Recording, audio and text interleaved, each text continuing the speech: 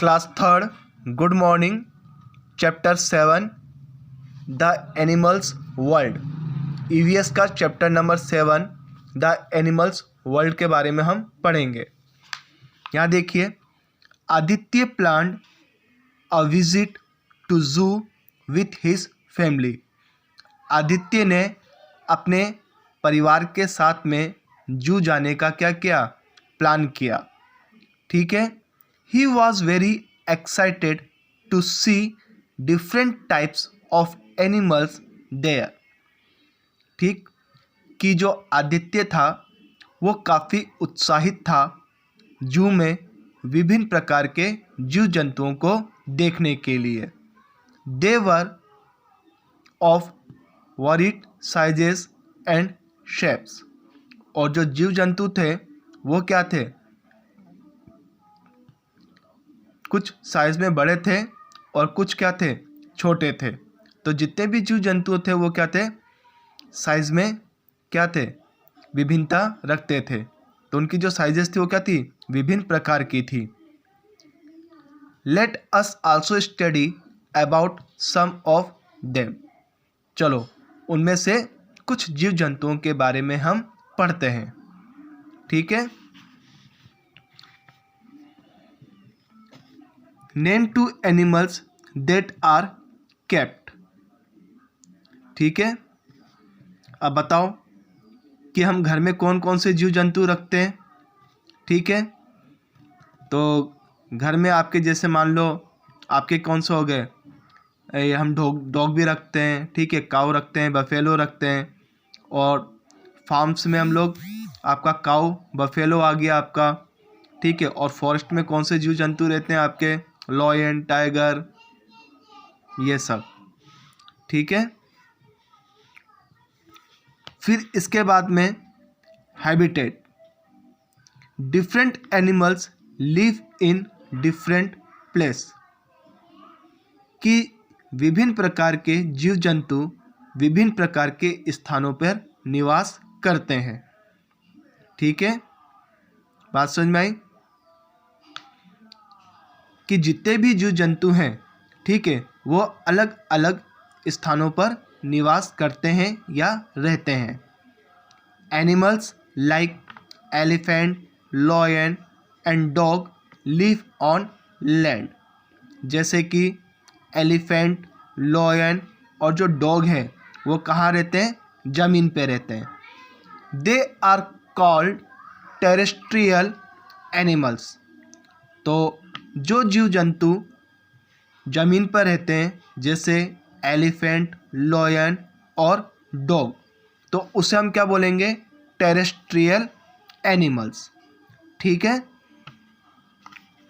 जैसे कि यहाँ पे देखो एलिफेंट और ये क्या है, लॉयन, तो ये कहाँ रहते हैं, ज़मीन पे रहते हैं। तो इसे हम क्या बोलेंगे, terrestrial animal.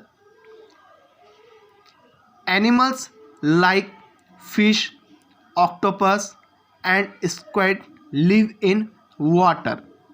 They are called aquatic animals. अब देखो यहाँ पे फिश, ऑक्टोपस और स्क्विड ये कहाँ रहते हैं, पानी के अंदर। ठीक है। तो पानी में रहने वाले जीवों को हम क्या बोलते हैं, एक्वेटिक एनिमल्स। अब देखो यहाँ पर ये क्या है, फिश, ये क्या है, ऑक्टोपस, और ये क्या है आपका स्क्विड। तो ये जितने भी जीव हैं जो पानी के अंदर रहते हैं उससे हम क्या बोलते हैं, एक्वेटिक एनिमल्स। ठीक है ना। तो बात समझ में आई। तो टेरेस्ट्रियल मतलब जो जीव जंतु जमीन पे रहते हैं, और एक्वेटिक एनिमल्स जो जीव जंतु पानी के अंदर रहते हैं। ठीक है। Frog, crocodiles and salamanders live both on land and water. ठीक, कि फ्रॉग, क्रोकोडाइल और सैलमेंडर्स जो हैं वो पानी और ज़मीन दोनों जगह पर रहते हैं, तो उसे हम क्या बोलते हैं? एम्फीबियंस। कि जो जीव जंतु पानी और ज़मीन दोनों जगह पे रहते हों उसे हम क्या बोलते हैं? एम्फीबियंस। तो यहाँ 3 चीज़ मिल गए हम लोगों को।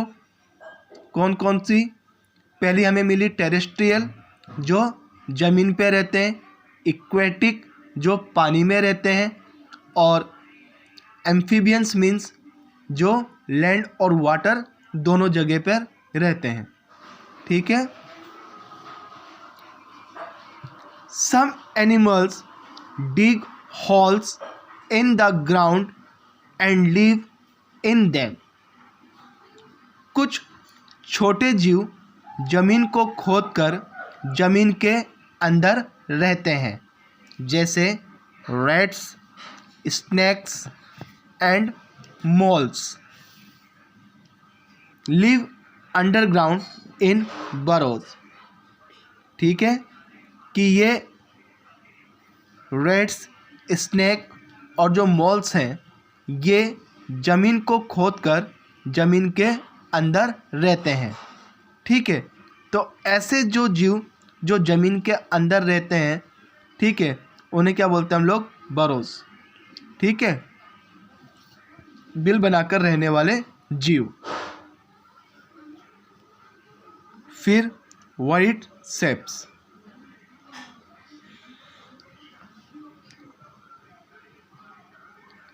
Animals are able to survive in their habitats due to their wide body shapes। इसका मतलब क्या है? कि जो जीव जंतु है वो अपने शरीर की जो आकृति है, ठीक है, उसी के कारण अपने क्षेत्र विशेष में क्या करती है? निवास करती है। ठीक है। तो जिस प्रकार से एनिमल्स का शेप होता है वो उसी क्षेत्र विशेष में क्या करती है? वो सरवाइव करते हैं। The shape of the body of the animal enables it to live and move in its habitat. इसका मतलब ये हुआ कि जो एनिमल्स होते हैं उनकी जो शरीर होती है, उनकी जो आकृति है, उसी आकृति के अनुसार वो विभिन्न प्रकार के जो क्षेत्र जैसे पानी है, ज़मीन है, वहाँ पर वो क्या करते हैं? रहते हैं। ठीक है।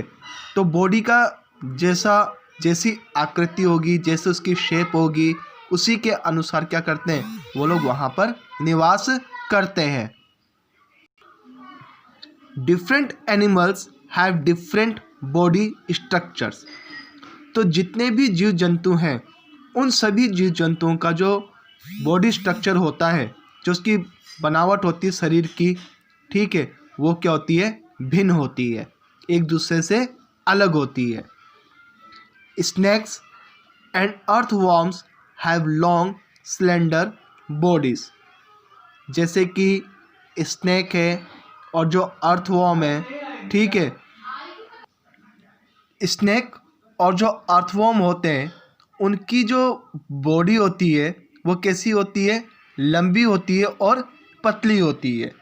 ठीक है, ताकि वो ज़मीन पे क्या कर सके? आराम से रेंग सके। इसी तरीके से bird and fish have streamlined bodies. अब देखो स्ट्रीमलाइंड क्या होती है। अब यहाँ पे देखिए,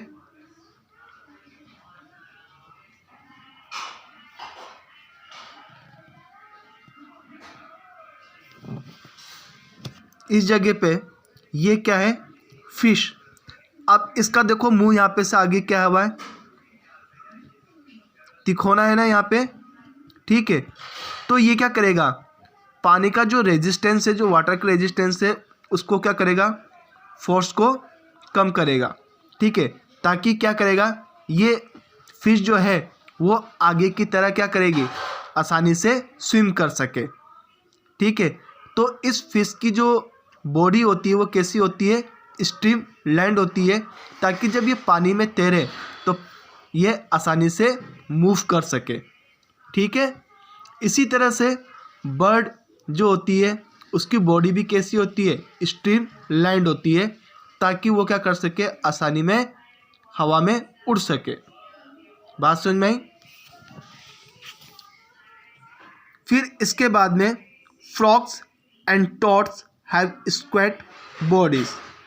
तो फ्रॉग और जो टॉड्स होते हैं उनकी जो शारीरिक जो बनावट होती है वो कैसी होती है, स्क्वैट होती है, अर्थात वो क्या होते हैं, छोटे होते हैं, और इसलिए होते हैं ताकि वो आसानी से क्या कर सकें, जंप कर सकें।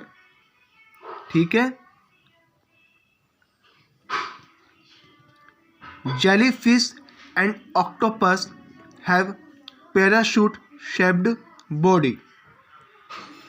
तो जेलीफिश और जो ऑक्टोपस है उनके शरीर की जो बनावट होती है वो कैसी होती है, आकृति कैसी होती है, पैराशूट की तरह होती है। ठीक है, ताकि ये आसानी से पानी में क्या कर सकें, फ्लो कर सकें। ठीक है, आज हम यहीं तक पढ़ेंगे, फिर इसके बाद में नेक्स्ट क्लास में हम लोग पढ़ेंगे मूविंग अराउंड।